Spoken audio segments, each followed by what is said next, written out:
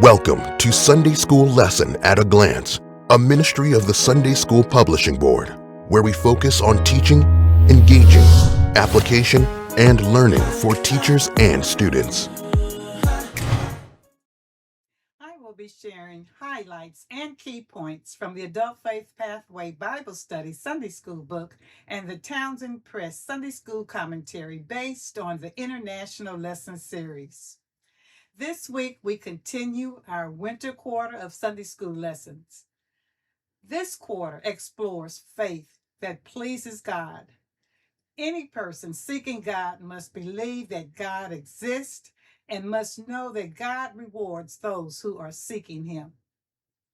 In this quarter, we will learn additional information about faith that pleases God as we review the description of faith and observe faith in action. We will understand why it is so important to have faith that pleases God in our lifestyle of faith today. This week, we begin our study in Unit 3 entitled, The Righteous Live by Faith. Unit 3 has 4 lessons drawn from the books of Isaiah, Daniel, and Habakkuk that allow us to see how the righteous live by faith. Isaiah reminds us how, in living by faith, the righteous can see the power of God throughout all creation.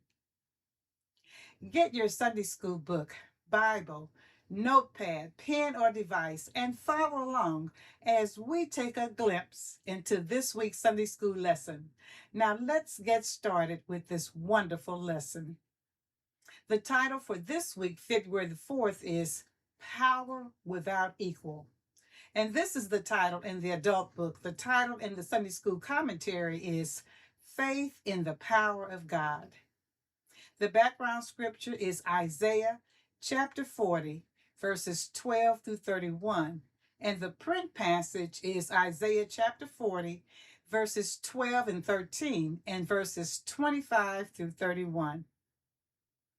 The key verse in this week's lesson is, He gives strength to the weary and increases the power of the weak. And that's Isaiah chapter 40, verse 29, the New International Version.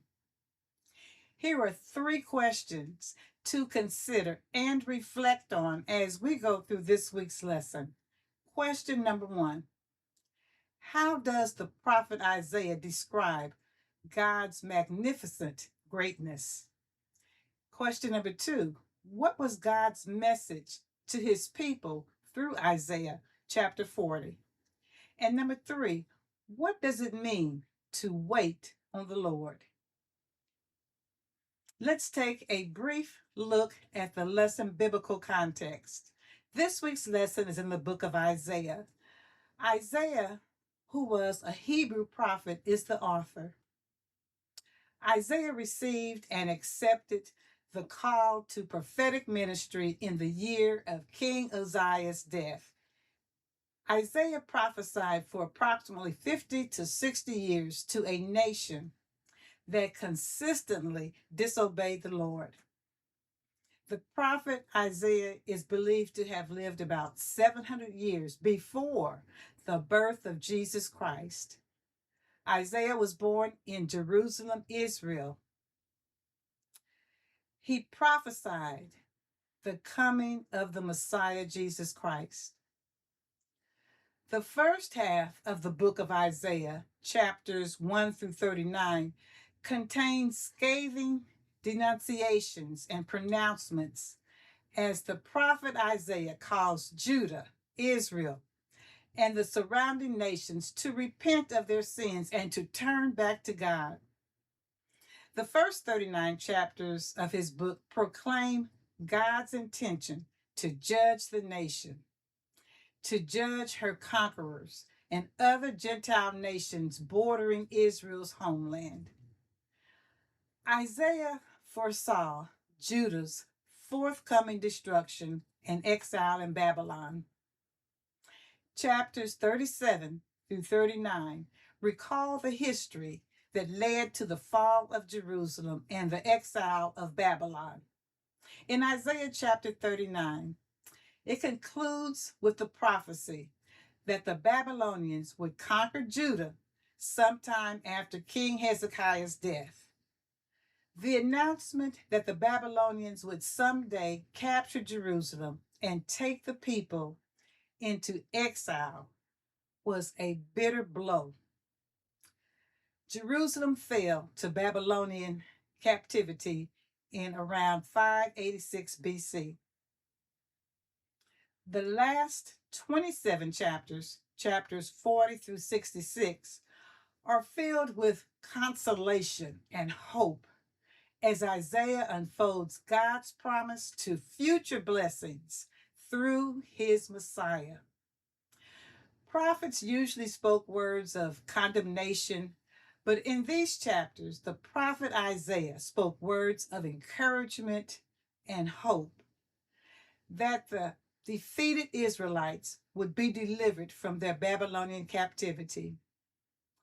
Isaiah chapter 40 points to the restoration of Israel after the exile from Babylon. Isaiah speaks of a promise of future deliverance. From chapter 40 through the end of the book, Isaiah comforted and encouraged the future exiles, and he admonished them to return to their God and trust his promises to deliver, to renew, and restore them as a nation. Isaiah is a message to those people in the future who will be experiencing exile in Babylonian captivity.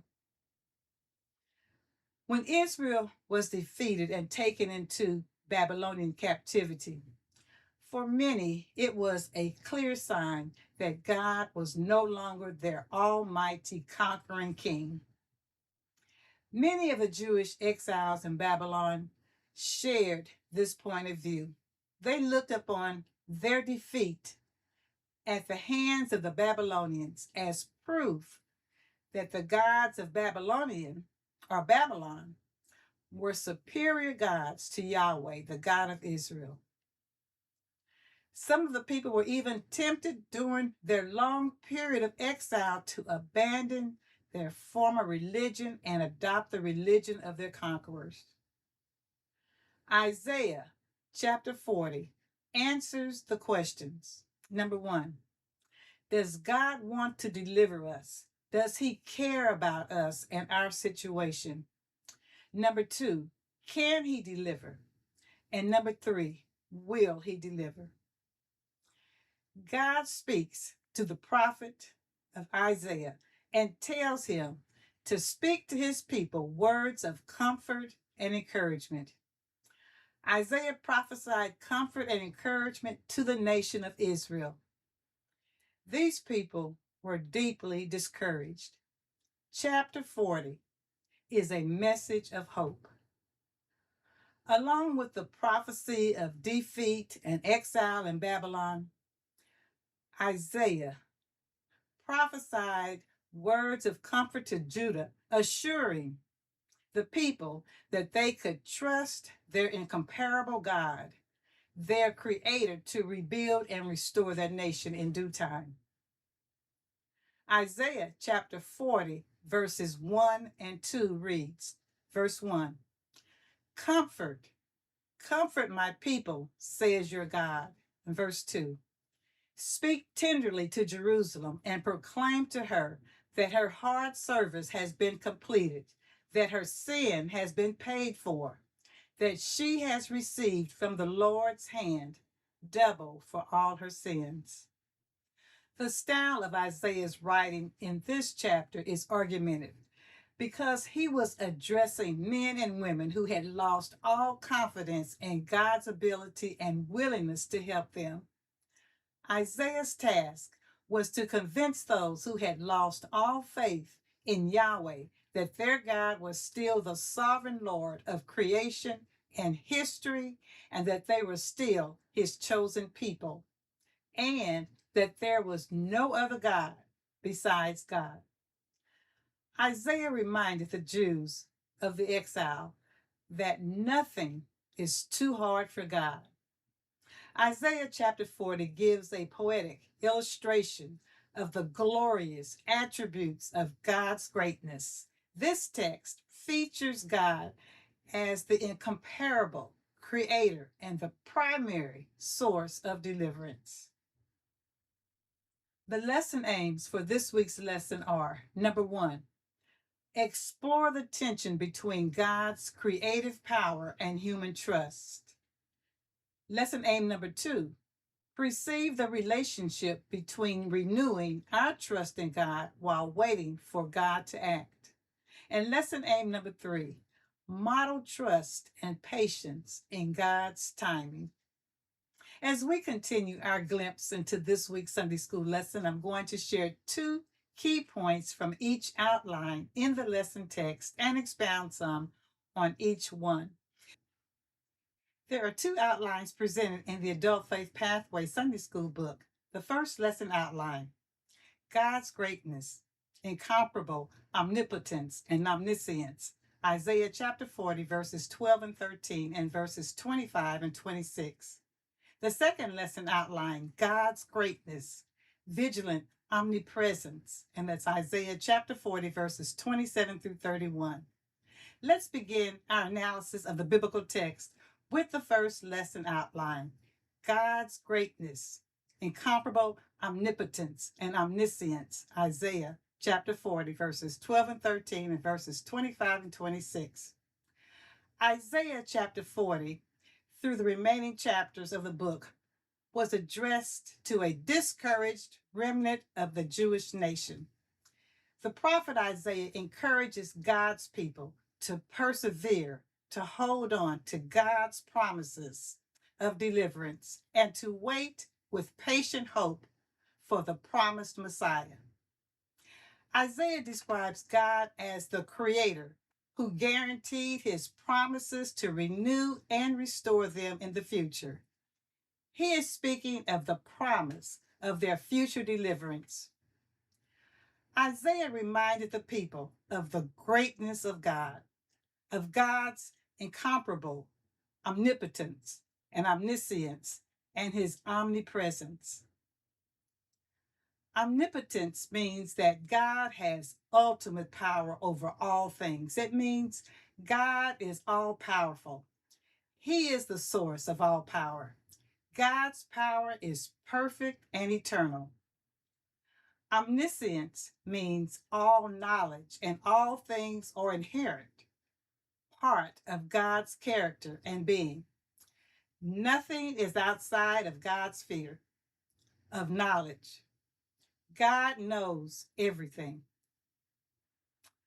Psalm 139, verse 4 says, "Before a word is on my tongue, you, Lord, know it completely." Omniscience or omnipresence is God is present everywhere in the universe.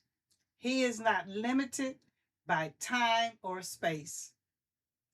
In verses 12 and 13 in our lesson text, Isaiah wrote using a series of rhetorical questions and figurative language to present his argument as he talks about God's magnificent greatness. In verses 12 and 13, Isaiah speaks about God and how he is unlike any other God. Verse 12 reads, "Who has measured the waters in the hollow of his hand, or with the breadth of his hand marked off the heavens? Who has held the dust of the earth in a basket, or weighed the mountains on the scales and the hills in a balance?" Isaiah describes God's power to create. Who else can do this but God? Key point number one: God is almighty and all powerful. He is the Lord over all creation. Nowhere is God's omnipotence seen more clearly than in creation. As noted in Genesis chapter 1, God said, "Let there be," and it was so. Isaiah portrays God as so great that he holds all the earth's water in his hand and measures the vast starry universe with its breath. Isaiah continues by proclaiming that all the earth's dust is in his basket and that he weighs the mountains and hills on small scales compared to his vastness. Verse 13, who can fathom the Spirit of the Lord or instruct the Lord as his counsel? God does not take advice. Isaiah explains that God needed no one to instruct or counsel him and has no equal anywhere. God knows everything about all. He created and named each star in his universe. Our lesson text now moves to verse 25 that reads, to whom will you compare me? Or who is my equal, says the Holy One. God is greater than anything on earth. Key point number 2, nothing is equal to our God. In verse 25, Isaiah explains that God needed no one to instruct or counsel him. He has no equal anywhere and knows everything about all. God is so great that he cannot be compared to anyone or anything. Verse 26, lift up your eyes and look to the heavens, who created all these. He who brings out the starry host one by one and calls forth each of them by name. Because of his great power and mighty strength, no one of them is missing. Again, God is the master of creation. God guides and sustains the universe. The prophet Isaiah emphasized that the same God who created the universe with his power and might had not forgotten his chosen people. Isaiah is saying that God had not forgotten his chosen people. God would faithfully fulfill his promises concerning the promised land, the people's future deliverance, restoration, and the coming of the Messiah. God knew where Israel was. He had infinite power, knowledge of their situation, and knew when he would fulfill his promises. God has not forgotten us either. He promised never to forsake his people. Hebrews chapter 13, verse 5b says, God has said, never will I leave you, never will I forsake you. Even in your times of hardship and distress, and when you feel as though God has forgotten about you and your situation, know that he has not forsaken you. God has not forsaken you.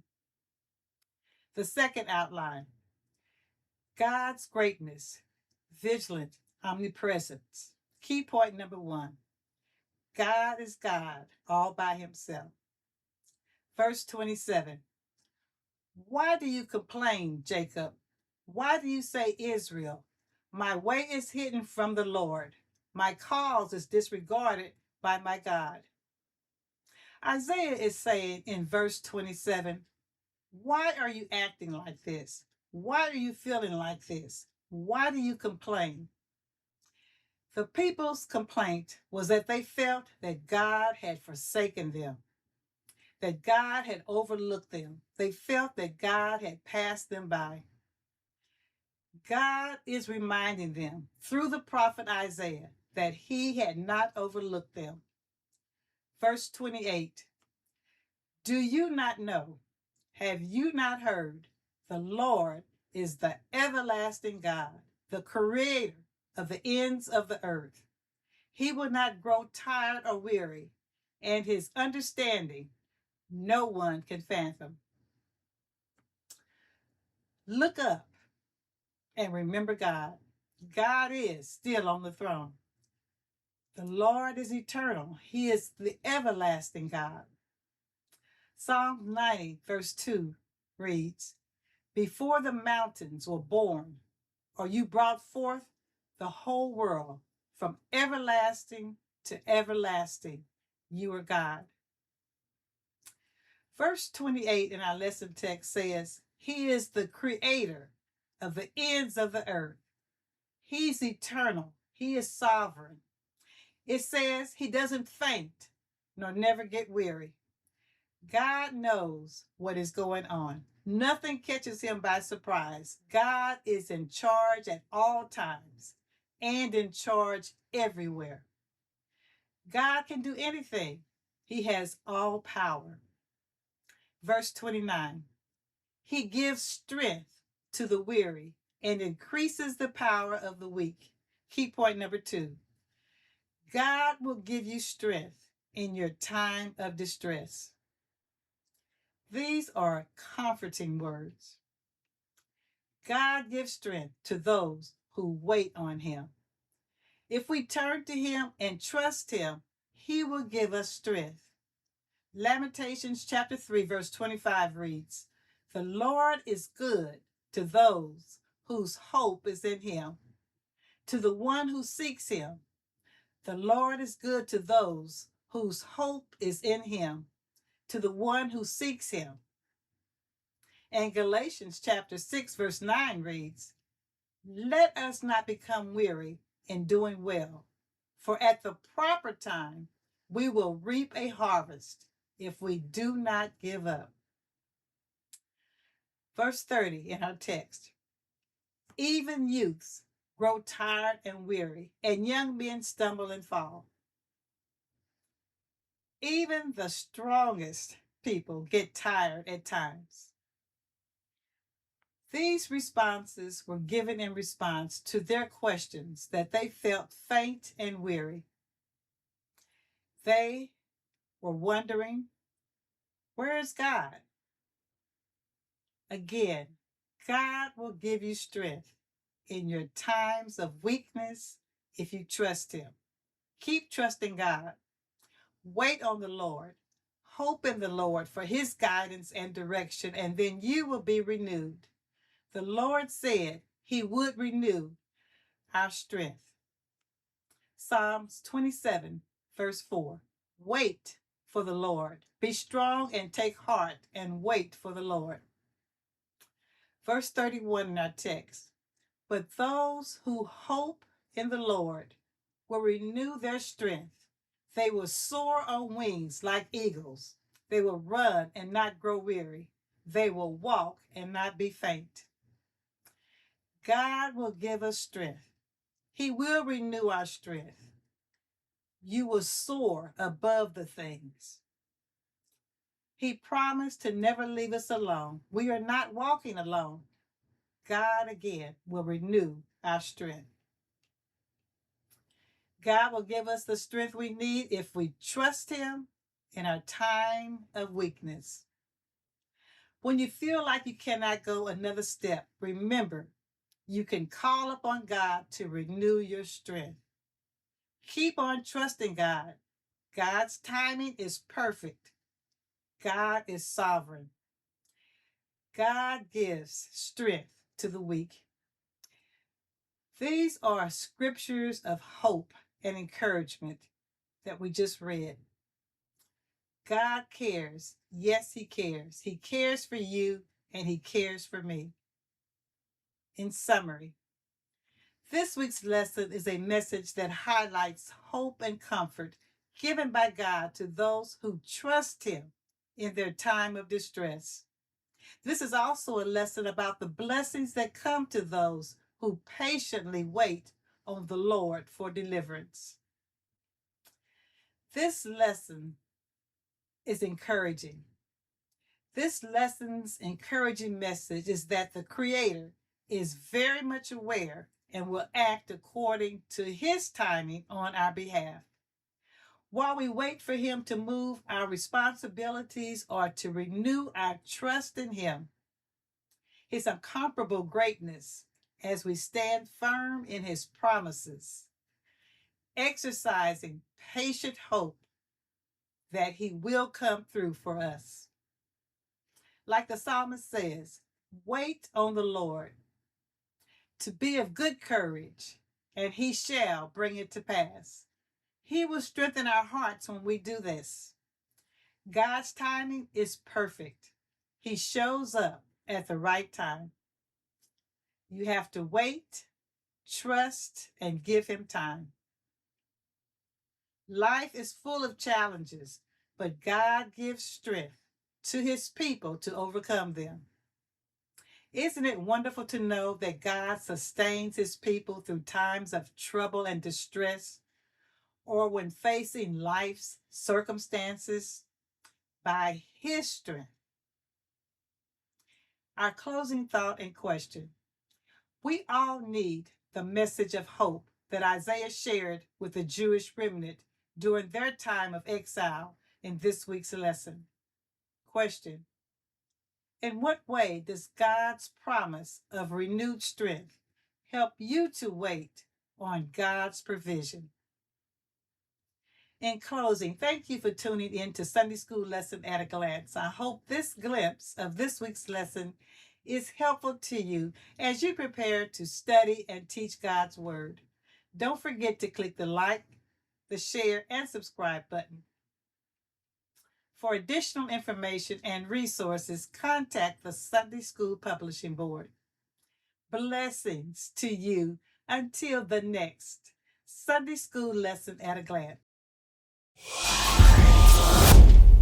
We invite you to join us each week as we take a glimpse into the Sunday School lesson. Subscribe now.